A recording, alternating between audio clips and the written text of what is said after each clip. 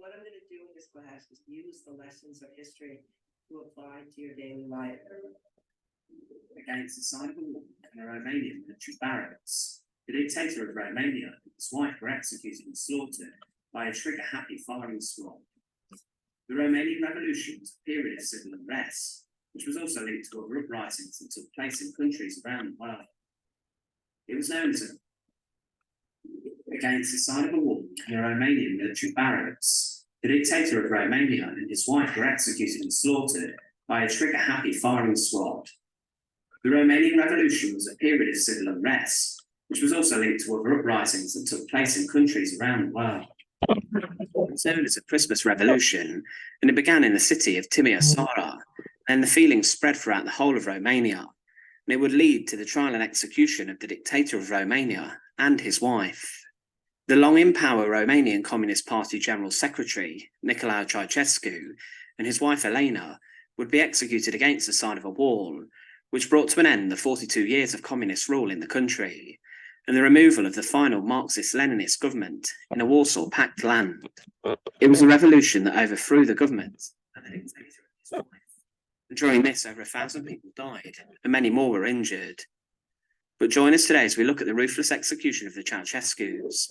And as always, to support our channel, please make sure to subscribe. Nicolae Ceausescu was a prominent member of the Romanian communist youth movements, and he then, in 1936, would be imprisoned, and 4 years later he was held again for his actions with the Communist Party. But he would marry another communist, Elena Petrescu, in 1939, and he would learn in prison from a communist leader, George Dej, who would later become the communist leader of Romania in 1952.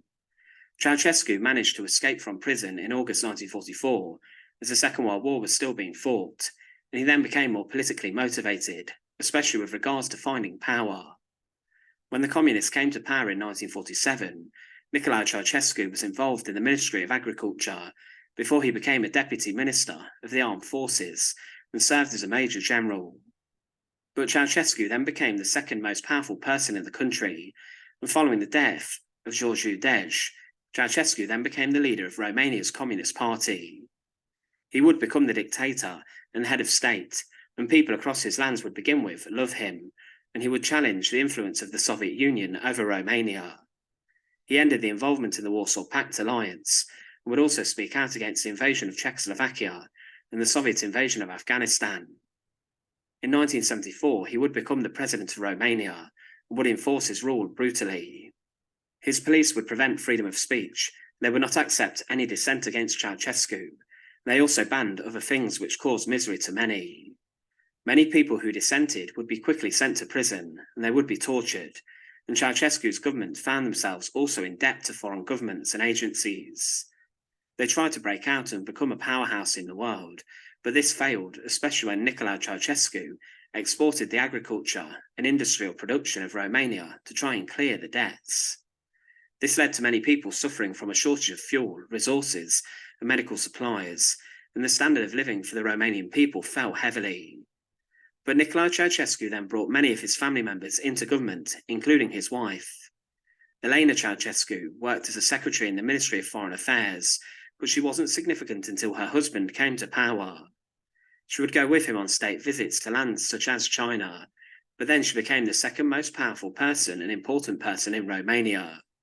She began to become more involved in politics, and a cult of personality developed around the pair, and Elena was believed to have been the mother of the nation, and she would be more ambitious and power-hungry than her husband would. She was very self-conscious and would prevent herself being shown on camera in profile, and she was worried about her larger nose, but in March 1980, she became the first deputy prime minister. But in Romania in the 1980s, there were lots of tensions and protests that would emerge. On the 16th of December 1989, a group of Hungarians in Timișoara would protest the eviction of a Hungarian pastor named Laszlo Tokes. The government said he was dangerous and that he was inciting hatred, and they wanted rid of him. But the crowd became very angry, and they chanted anti-government and anti-communist shouts, and when the police arrived, the protests began to grow. The original cause was left behind, and some protesters tried to burn down buildings, and the police would fire tear gas and use water cannons against the people. They also beat brutally some of the protesters and then rounded them up, but the following day the protests and riots continued. Protesters broke into the district committee buildings and threw things out of the windows. Then the army was sent in to bring things to an end. But the protests were growing bigger and were spreading across the land. The army could not control order, and gunfire occurred and fights broke out. There were many people who were injured, and cars were being torched, but the Ceausescus then ordered the army to be sent in. Inside of Liberty Square, there was a lot of shooting, and helicopters circled overhead. It was a war zone, and Ceausescu then abandoned the army, leaving them to deal with this as he went to Iran. He also left his wife to deal with this, and whilst he was away, martial law was then declared, as was a curfew. But the protesters would not abide by this, and many people turned their attention to the government and protesting against them directly and communism. Some men removed the communist coat of arms from the Romanian flag, and these were then shot at and some died, but Elena then ordered others to take control of the city and the riots. But when Nicolae Ceausescu returned from Iran, he gave a speech to the people telling them how angry he was at the revolution and the protesters. He then organised a gathering where he, on the 21st of December, spoke to 100,000 people to try and bring the uprising to an end. Many supporters were brought in, and they were given flags and pictures of Ceausescu to drown out the protesters, but he had no idea what he was doing. The crowd heckled him and jeered him and booed him, and then there was a huge roar for the revolution, and Nicolae Ceausescu looked uncomfortable, and he became very desperate. But then chaos broke out, and the sound of gunshots could be heard, and the crowd then tried to flee as there were reports that the security services had fired upon the crowd. But the speech was broadcast everywhere, and it was a big loss for Ceausescu, and he and his wife were bundled back into the building. The crowd turned into an angry riot, and anti-terrorist squads were gathered, and the crowd then began to be shot at again.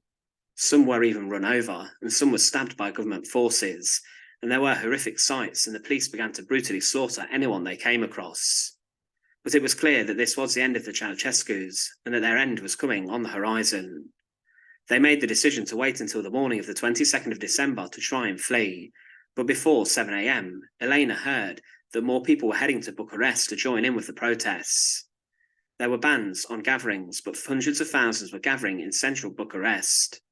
At 9:30 a.m, the Minister of Defence was presumably executed under suspicious circumstances, and this may have been because he defied Ceausescu's orders to fire on the protesters. The new Minister of Defence, Victor Stancălescu, would refuse to also fire on them, and he said, "I had the prospect of two execution squads, Ceausescu's and the revolutionary one." But then Nicolae and Elena went onto the roof of the building where they were hiding. They were then to be airlifted to safety. A group of protesters made their way throughout the building and overpowered bodyguards, and they were seconds from the Ceausescu's. But the personal pilot of them was ordered to evacuate Nicolae and Elena, but there was trouble ahead. The pilot later said that. Then Stelica, the co-pilot, came to me and said there were demonstrators coming onto the terrace. Then the Ceausescu's came out, both practically carried by their bodyguards. They looked as if they were fainting. They were white with terror. Manau Manescu, one of the vice presidents, and Emil Bobu were running behind them. Manescu, Bobu, Nego, and another Securite officer scrambled to the 4 seats. Executioners were trigger happy, and the television crew that was there to film the executions were not ready, and they just caught the final round of gunshots. One member of the firing squad would state that he was the only one who switched his rifle to automatic. Well, hello everyone. And so today is our short class, and the reason I started out with this, although we're supposed to be moving into European Union policy making and more of a discussion of, the ordinary legislative procedure and the rest, is because for one, I wanted to highlight that there was an article in the New York Times that came out a week or two ago about the Romanian uprising, the Romanian Revolution in December 1989. That was the last East European revolution that occurred, or not the last, but because Albania, I think, also would have changes. But let's say among the countries that would join the European Union, this was the last one that happened at the end of 1989, and it was the most violent. We don't know how many people, how many casualties there were. Still, it's not clear. what fully happened. And the reason I mention this is for a number of reasons, including the fact that since the Ceausescu regime in Romania was one of the most Stalinist type regimes among the East European communist regimes, because they were different. The communist regimes in Hungary and Poland and Romania and Bulgaria, they were communist, but they had their unique features and aspects about them. I mean, in Bulgaria, there really wasn't much coercion as an element of control among the mass public like there had been in other places. Poland also was already going through changes. People knew by 1988, 1989 that the system was going to change. There was already negotiations going on. But Ceausescu's Romania, of course, they made that point at the beginning of this presentation, that when he was in power, Nicolae Ceausescu and his wife really exploited Romanian nationalism as a defining feature of that regime, probably more successfully than any of the other communist regimes in the Warsaw Pact under Russian Soviet domination. And so much so, for example, that the Romanian government, as was mentioned, condemned Russia's intervention, Soviet Union, Warsaw Pact countries' intervention into Czechoslovakia in 1968. That the and was really applauded, at least among the Ceausescu's enthusiasts, for his role, because of his position as appearing to be more neutral and independent from Moscow. That he got a lot of credit for that, both internally within Romania and internationally. So, for example, Nicolae Ceausescu portrayed himself as an interlocutor, an intermediary between Moscow and the United States. That President Nixon actually, I think he actually visited Romania under Ceausescu at one point, but of course, what it was also known as is one of the most Stalinist of the East European countries in terms of being really hardline, cult of personality type regime that reminded a lot of the world of what Stalin's Soviet Union looked like, particularly after World War II. According, you saw in that video that I showed you at the very beginning, at the start of this video, that there was a picture here, this picture of Ceausescu in North Korea visiting Pyongyang, and there's Kim Il-sung.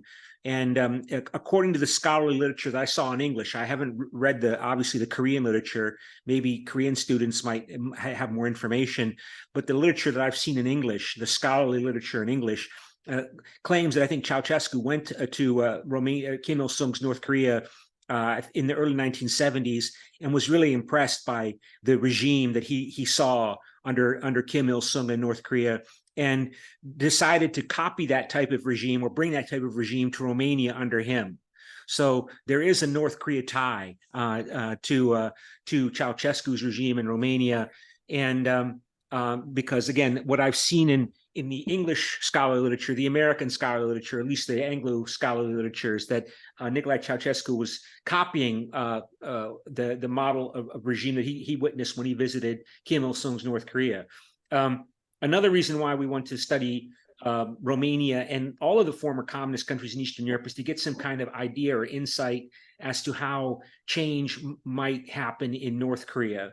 That how democratization or liberalization, democratization, regime change, if possible, may happen in North Korea. And of course, we look to the East European examples, the East European states, for insights as to what to expect, what to look for, to be able to get some insights as to how change might happen in North Korea, and how, of course, the North Koreans might learn themselves, North Korean regime authorities themselves might learn from the East European experience to either accommodate change or prevent change. These are things that happens in obstacle.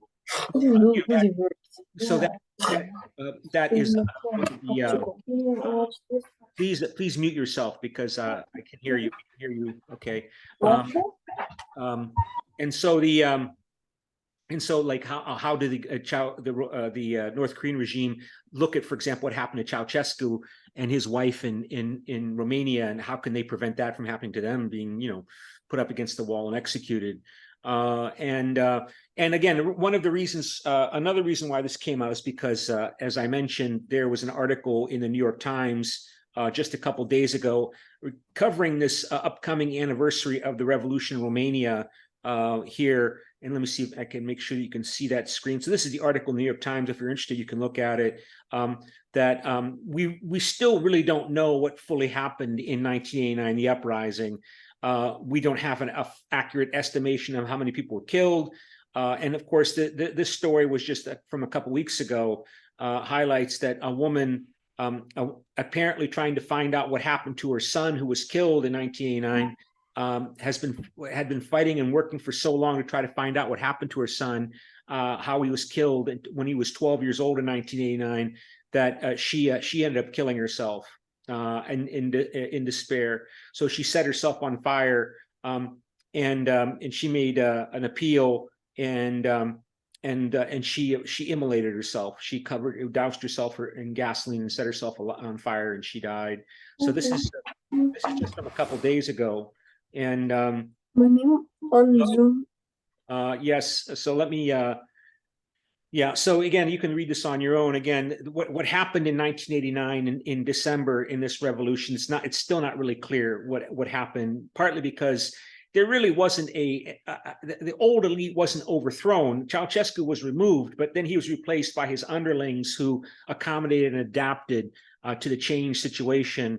And so, and since his underlings, Ceausescu's lieutenants, took over after Ceausescu was removed and executed, they didn't have much interest in investigating, who did what in the later stages of the Ceausescu regime when they were making their careers rising in Romania. So what really happened to lead to the revolution and to the uprising and to the repression that was used against it, it's never been fully at least discussed or openly revealed in the up to this day in 2023.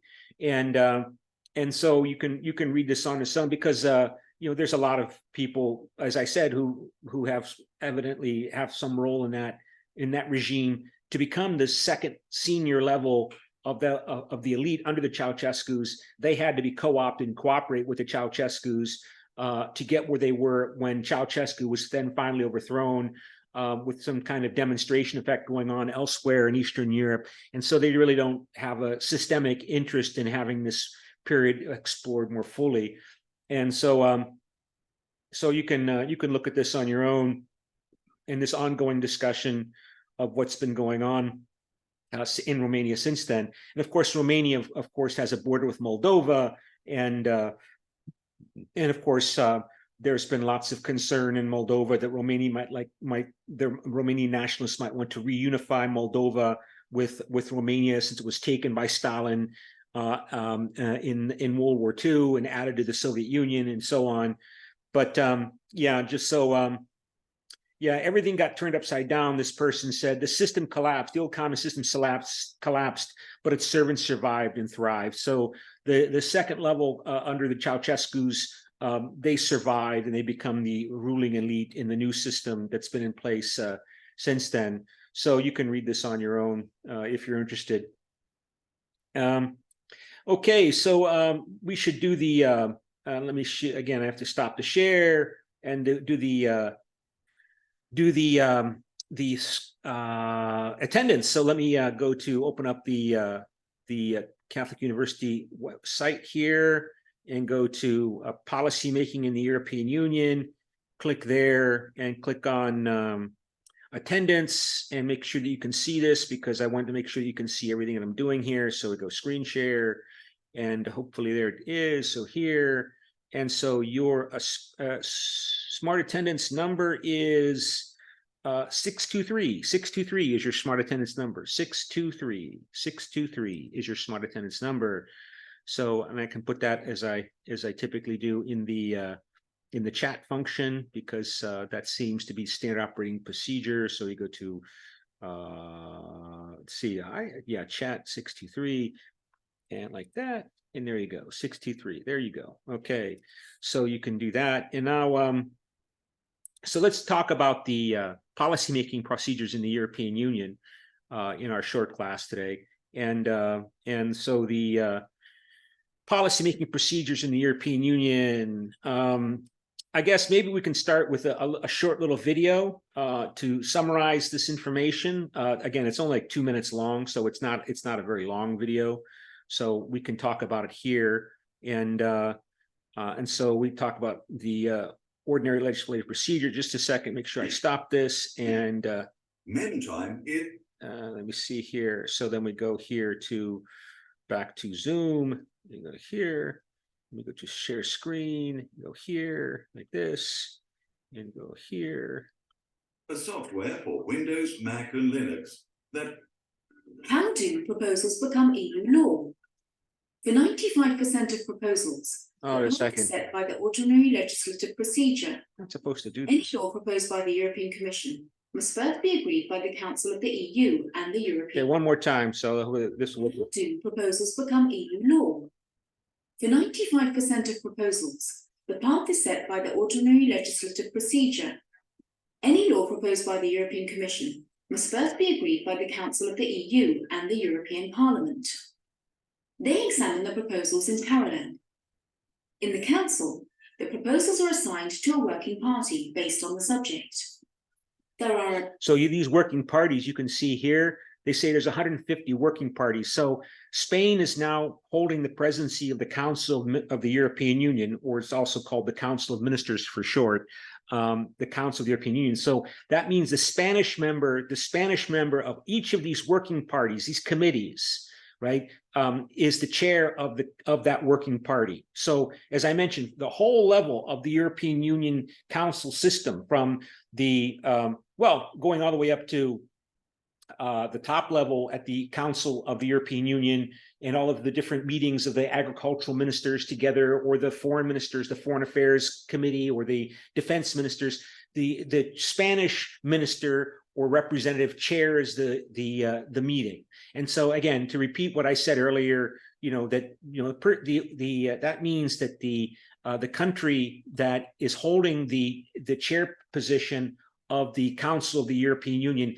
they have to prepare the agenda for all of these meetings. They have to prepare all the information. They have to do all 80% of the work, if not more, of the work in driving this council system, right? And so it heavily relies upon the bureaucratic organizational capacities of each national government that is holding the chair. So that means the Spanish government in Madrid, and all of the bureaucracies there, the foreign ministries and the agriculture ministry and the defense ministry, and all of those ministries, all of their resources, their personnel, their expertise, their computer technology, all of that stuff is being used by the Spanish to drive their 6 months chairmanship of all of these committees in the European Union Council system, to make this function, to make this work effectively. They get some help from the previous chair who held the chair position, the country that held the chair position before Spain did, and they're getting some help from the country that will come after them for 6 months, because that 6 months is not a long time, right? So in order to provide some continuity to the policymaking processes within the European Union, the chair, the country holding the chair, communicates a lot with all of the member states, but particularly the country that was holding the chairmanship, the chair position immediately before them, and the country that will take the chairmanship for all of this committees from the council all the way down to these working parties, that country that will come after them for 6 months, right? But again, I mean, that's the point to make. Of course, there's lots of institutional resources in Brussels to help Spain, but overwhelmingly, it's the Spanish government itself, the Spanish government and all its bureaucracies, all of the ministers, even its personnel. Of course, it's personnel that are driving this process forward, and are expected to drive it forward, because everybody's going to get their turn for a 6 month presidency, and they want to look effective. They want to impress their voters. They want to impress the people of Spain, so people in Spain can feel proud of the government in Spain, and in making Spain look so good within the European Union by being effective. Also, the small countries they like this system, as I said, because even tiny countries like Malta and Cyprus that are in the European Union, they will get their turn to be in charge of the council system of the European Union for 6 months. And so this, of course, is an expectation that everybody wants to help. Everybody expects the other countries to help them, because then it will be their turn. When it's their turn, they can expect reciprocation and help in return. Okay, so let's go on with a short video. 150 of those made up of national experts from each member state. They examine the proposal and try to come to an agreement. When ready, the proposal moves on to the CURPA, the Permanent Representatives Committee, made up of ambassadors or their deputies from the member states. So they mentioned COREPER. That's, Made up of I'm sorry, I want to make sure you can see the acronym. So this is a French acronym. It's made out of French words. So it's the Committee of the Permanent Representatives. Basically, it's the ambassadors of each of the member states to the European Union. So Spain, Italy, Malta, Cyprus, Greece, Bulgaria, they each send an ambassador to sit in Brussels and be there permanently to represent the member states. And this COREPER has different forms, but this does most of the work for what is the Council of the European Union. So when the ministers of Greece, Malta, Cyprus, Italy, Germany, France, Poland, Romania come to decide whether it be the agricultural ministers of the countries, or the interior ministers, or the youth ministries, or the education ministries, that COREPER has done most of the work for them. And COREPER only sends to the ministers the items that they need. It might be simply a formal approval. It's not controversial and everybody's already agreed. COREPER does most of the work in negotiating, communicating, negotiating. COREPER and all of the bureaucracy that supports COREPER to do most of the work of coming up with an agenda. And then the minister comes in, because, the ministers are politicians. These ministers from the member states, they're very busy people. They're always focused on the next election. How do they win the next elections? So they probably are not even experts in the European Union. They rely upon the bureaucracies to provide the expertise of the European Union, the bureaucracies, including in their own countries, to provide the expertise on these questions. And the minister's function is to provide political legitimation, political approval to speak in the name of the European Union. Sometimes they'll send to the council questions that the COREPER ministers, the COREPER ambassadors cannot decide themselves because they're too controversial, right? They can't come to a decision, so they're going to let the committees, they're going to let the Council of the European Union in meeting, the top politicians, the ministers, because these are politicians, right, to decide the issue, all right? But most of the time, COREPER does at least 90% of the work, right? And is always there, always meeting. It's always in place. Whereas the ministers, of course, of the member states, they have to go to Brussels, and they have to fly in, they have to make time for their schedule, and that's one of many things that these professional politician ministers have to worry about. Representatives Committee, made up of ambassadors or their deputies from the member states. COREPER can either continue discussions on the proposal until member states agree, or send the proposal back to the working party for further work. Once agreement is reached by COREPER, trilateral negotiation meetings, the trilogues, can start. In trilogues, the three main institutions, the Council, the Parliament and the Commission, are represented. The Council is usually represented by the Presidency. If a draft agreement is reached at the trilogue, the Parliament presents the text to a plenary vote and adopts it. Then, if ministers meeting in the Council can accept the Parliament's position, the proposal is adopted at first reading. If no agreement is reached at first reading, a second reading is initiated where discussion continues. If there is still no agreement on amendments at second reading, a conciliation committee is set up. If agreement is reached, the legislative act is adopted by the Parliament and the Council. It is then published in the official journal in all EU languages and becomes EU law. Find out all you want to know about the legislative power and much more on concilium.europa.eu. Okay, so this video is just a couple years old, but of course, so much has happened in the last couple of years, and so much change has happened that things have to be updated because of of how rapidly the European Union has to respond to the crises surrounding it.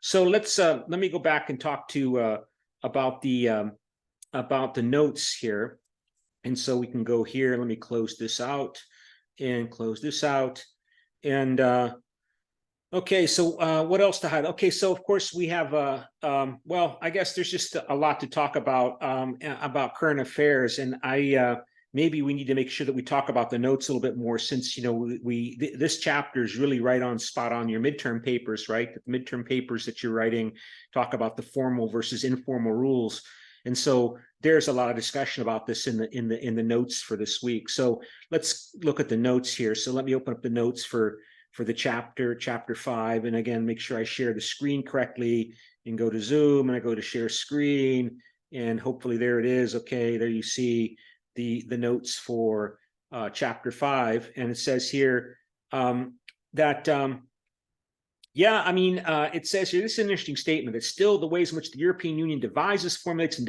adopts policies remains a mystery to most EU citizens, because of course, in building the single market, building the European Community single market, it's often typically a very technical, regulation-focused area. How do we come up with common regulations to regulate telecom communication, or regulate how we're going to maintain standards in terms of food purity? Things that can be very technical and abstract and very important for people's lives, right? Because, as you and I know, 80% of our, that's just a general statement, but 80% of our social interaction, you and me, is, economically oriented in terms of our jobs, in terms of our salaries, in terms of, buying things to consume. So yeah, it's very can be very technical and very regulatory focused and very highly detailed, but also very, very important. But the fact that it is focused on economics, again, that reflects the way forward that the European founders in the 1950s decided upon, when that was the area that was least political resistance was evident, in terms of making some kind of effort to formally acknowledge that we as Europeans are going to formally accept that we all have the right and the obligation to participate and integrate our policymaking processes, that we all formally agree that the French have a right to have a voice regarding economic policy in Germany, and the Germans have a right to have a voice in formulating economic policy in Italy. And I mean, that's really the essence of integration. It's the formal recognition and acceptance of interdependence. We're all interdependent. We might recognize it or not, but my interdependence depends upon my well-being depends upon your well-being. I might be stupid or primitive and not realize it, but it nevertheless is true, right? So that was most evident, for example, during the COVID-19 pandemic. If you don't get vaccinated, if you get sick, that impacts me. If I refuse to get a vaccine because I think the vaccines are some kind of conspiracy to inject into me some kind of microchip to track me, as one conspiracy fantasy was circulating in the United States. I might say it's got nothing to do with you. I don't want to get vaccinated, but it still affects you, because if I get sick, I'm more likely to, or even not get sick, just get infected. I could pass around the virus to other people, not intending to, and hurt them. So we're all interdependent. But the point about integration is that we acknowledge it. We formally acknowledge it. And in terms of European integration, we formally acknowledge it through law, including treaty laws between the member states that found the European Union, that developed the European Union, that we all understand as Europeans that our well-being depends upon each other. Each other's well-being shapes my well-being. And we accept it, and we're going to try to institutionalize formal consultation, communication, and coordination in order to more effectively cooperate to achieve win-win outcomes rather than win-lose outcomes. We want our interaction to be understood and to be perceived as producing outcomes that are mutually beneficial for everybody involved. And we don't want people to get into the mindset that dominated before World War II or up through World War II, that your gain is my loss and my gain is your loss. That's social competition. We want people to be understanding that we should move towards social creativity and social mobility through acknowledging the reality of our interdependence and formally institutionalizing our common rights amongst all of us to collectively engage in communication, coordination, cooperation, and collaboration. The 4 C's: communication, collaboration, coordination, and cooperation, right? And we institutionalize that through law, including international treaty law. That's really what the essence of integration means, that we acknowledge our interdependence and we're going to work with it. And we're going to come up with rules to work with it, to deal with it, to manipulate it, to exploit it, to make it more effective, right? That's the essence of integration. And this began with economics, because economics was the least contentious, the least controversial after a few years, just after the end of the Second World War. We described earlier how the European Coal and Steel Community was not the first European organization for integration, right? The first attempt was through the Council of Europe, which still exists today. And the Council of Europe is a human rights focused organization. Very important issue, but too politically sensitive and controversial, so particularly so soon after the Second World War, that the member states of the Council of Europe are going to be allowed to criticize each other's human rights conditions after the horrible, sensitive memories and emotions that were people recalled from just a few years from events in World War II just a few years earlier. So instead, the push was put in towards, well, let's regulate and communicate and coordinate and collaborate and cooperate regarding our coal and steel industries, because we can make more money that way, and there's going to be less resistance to it, because everybody wants more money, right? Germans and French, they want more money. And you can build support. You can build constituencies, business communities, the business community in Italy and France, and so on, that they're going to be supportive of this and going to make it politically more feasible to engage in, what we call neo-functional spillover theories of integration, right? We want money. We see how we can make more money in coal and steel integration. Well, let's not stop with coal and steel. Let's start with, let's also talk about integrating our rubber industry, right? Because you need rubber to build automobiles and other industrial products. So we see how successful this has been in coal and steel. Let's move the next step to focusing on other industries that are related to heavy industry that we can make more money. And so you build more political support for this. Having said that, as we've described, however, money does not describe and does not motivate everybody's political behavior. This is important. I don't deny that this is important, right? But nationalism and nationalists have shown that they will sacrifice material profit if they think that's necessary in order to protect themselves from some imagined or real threat from another country that wants to dominate and exploit them, regardless of how much money they could possibly get by working closely with that threatening country, right? I mean, you can make that point that Brexit was not rational, that Brexit was economically foolish, but nevertheless it happened. Despite that support from the big British businesses that were invested in the European community and the European single market, it still happened. So yeah, money is important, but Euroscepticism shows still the lingering sentiment of nationalism, even among the European Union member states, not to mention outside of the European Union in places like Ukraine and Russia. So, but today a tendency still exists to view the European Union policymaking something that occurs in a distant place called Brussels. For that general public opinion that's not really intensely closely focused on current affairs, that doesn't read the news every day closely, that they know that there's this place called Brussels that's somehow important in their lives, and that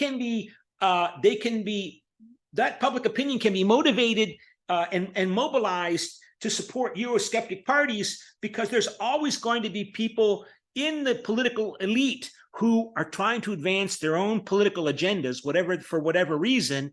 And when there's something scary happens, like big influx of migrants into Germany from Syria or from Afghanistan or all of those countries, there will be somebody who's going to say the European Union is to blame for that. The European Union is making it too easy for these people that don't look like us, that don't act like us, that don't speak German to come into our country. And for a lot of people, that's unsettling and disturbing. And they're going to blame Brussels, right? And so that is particularly more and more prominent over the last, as I mentioned, 30 years since the Cold War ended, and there was no longer this focus on this collective threat that the Soviet Union supposedly was, and the communists supposedly was, although maybe that has come back now with the war in Ukraine, that again, European integration is really accelerating because we have, for good or bad, or unfortunately, a new Cold War, actually a hot war in Ukraine, but a new Cold War with Russia. And you see, European integration now accelerating again within that context. And that's one outcome of the war, the Russia's escalation of the full-scale invasion last February.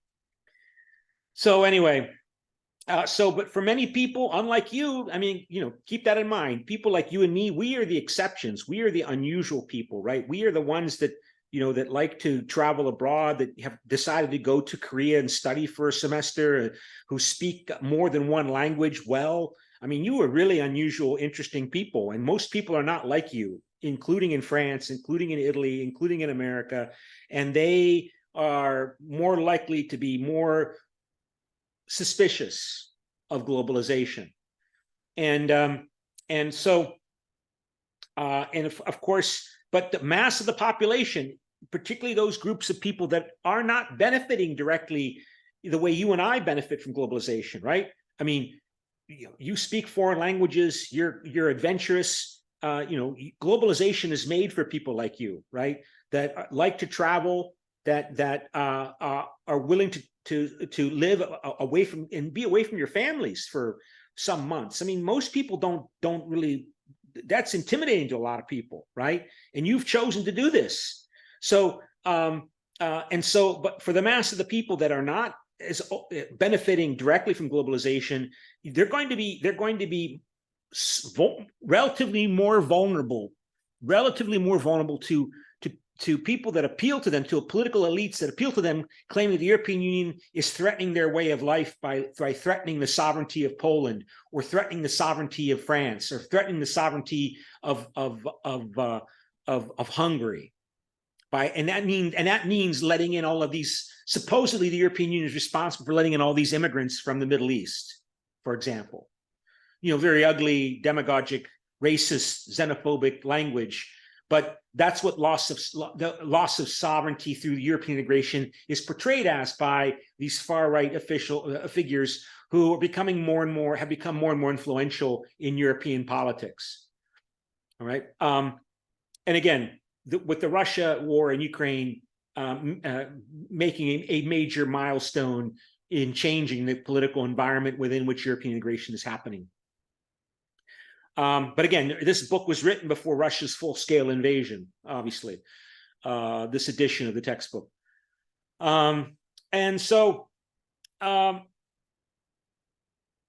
of course, the bargaining and negotiation is the nature of the European Union, that if the Greeks or the Italians are going to agree, for example, that they're going to bring in they're going to bring in poor countries into the European Union, the former communist countries, and that means there's going to be less money from the European Union for Italian and Greek farmers, because Polish farmers and Hungarian farmers and Bulgarian farmers are much poorer than French farmers and Italian farmers. So that means Italian and French farmers are going to get less money. If you're going to take that common agricultural policy money away from and reduce the money going to Italy and France want something in return, right? And those involve bargaining trade-offs that if you're unfamiliar with the European Union, you might be suspicious of. Like, what did you promise the French in return for French farmers losing money that had been going to French farmers to support them under the common agricultural policy. And is that fair? And what are the objectives of the French politicians in making those deals? So this is often a factor why this kind of bargaining and trade-offs, compromises, of course, has been a reason why the European Union has tried to avoid or has been somewhat resistant to being transparent, right? Because it's easier to make these trade-offs if you do it in private without having to worry so much about the media reporting that France was promised it's going to get some benefit, like France was promised it's going to be in charge of the presidency of the European Central Bank by a French representative is going to be in charge of the European Central Bank in return for France agreeing to support the economic European stability mechanism. Those kinds of trade-offs, to a lot of people, that generates intense suspicion. If you're a German or you're a non-French person, you would say, why did the French get control over the European Central Bank? Why not a German? Why not somebody else from Eastern Europe? And they're going to complain about it, right? Particularly if you're from that East European country.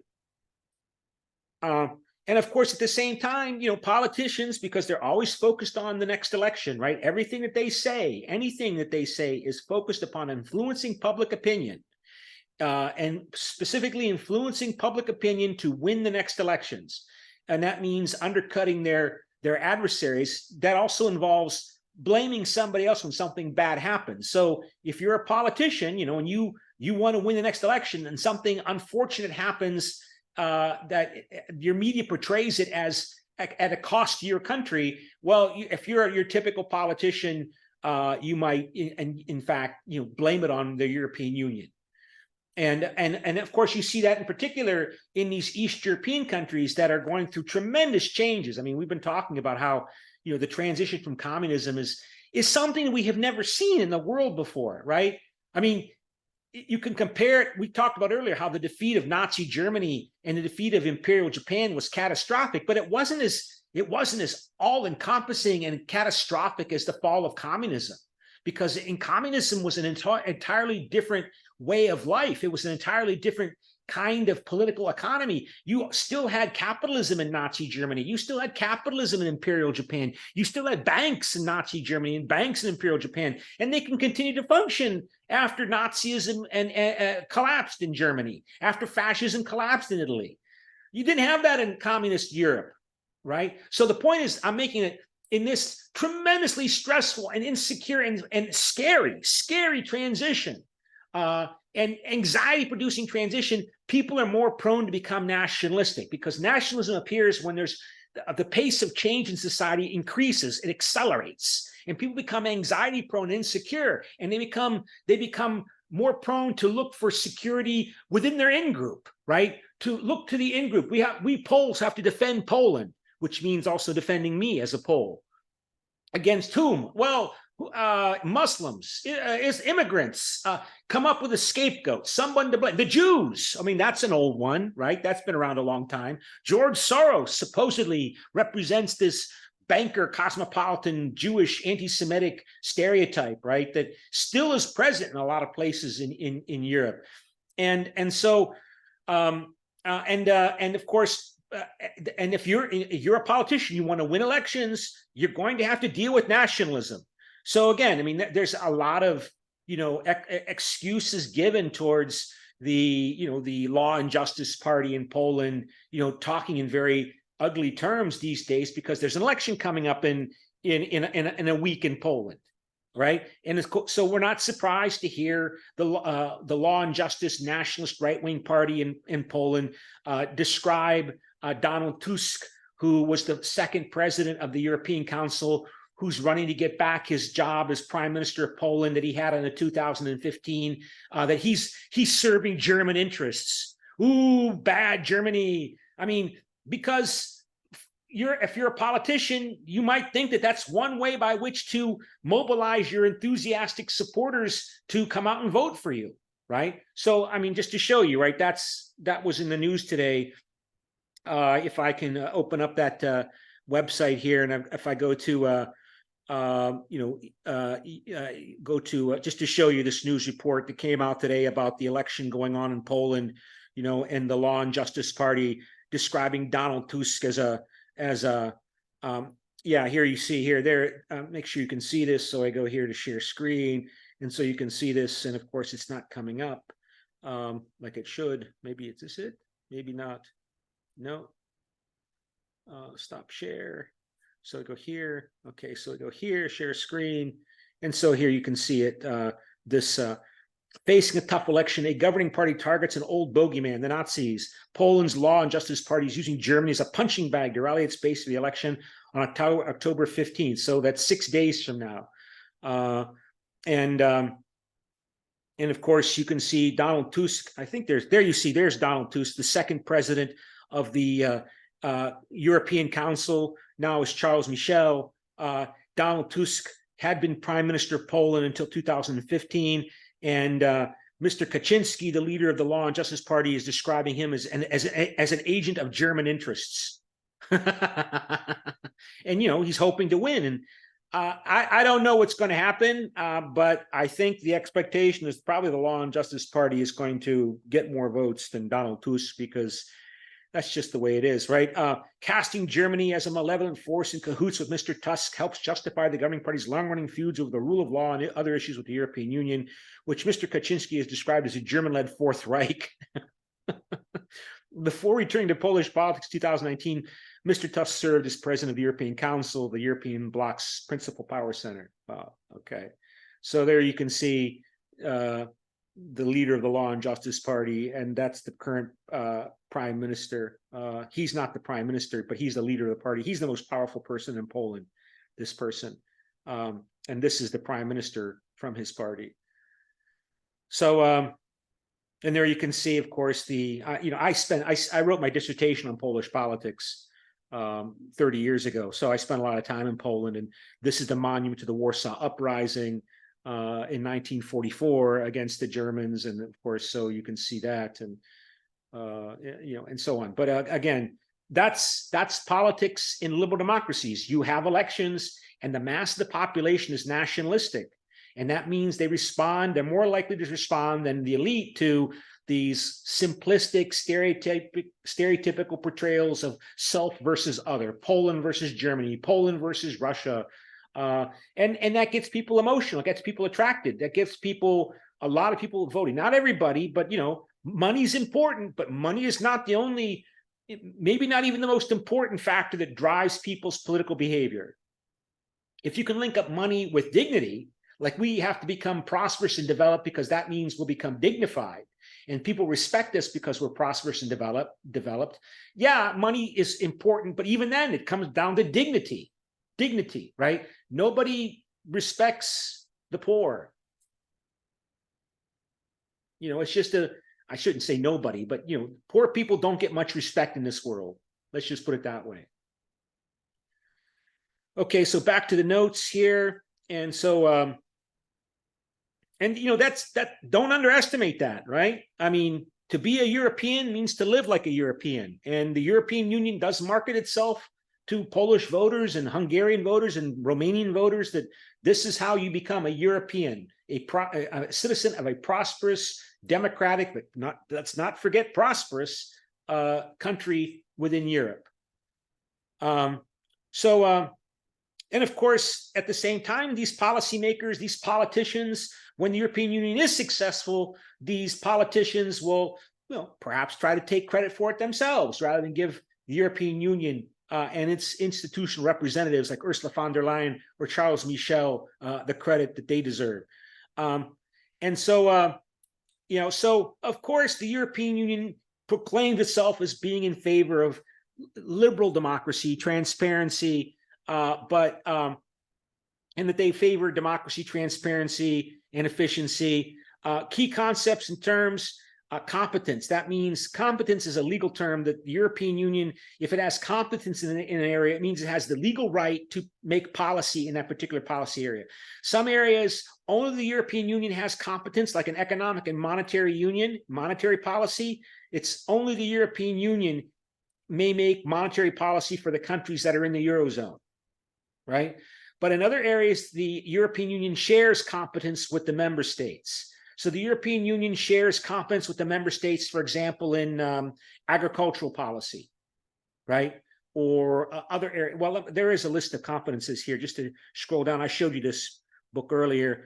Exclusive competence, you can see, sorry, for the customs union, trade policy, competition policy, monetary policy, and marine, fisheries policy. Shared competence with the member states, you can see the internal market, social policies, economic, agricultural, fisheries, environmental policy. So the European Union and the member state governments share legal authority to decide how we're going to regulate the environment in Spain. It's not just the Spanish government, it's the European Union government, the European Union. And so again, that's formally acknowledged and integration in the treaties that it does have this competence. The European Union shares competence with the member states.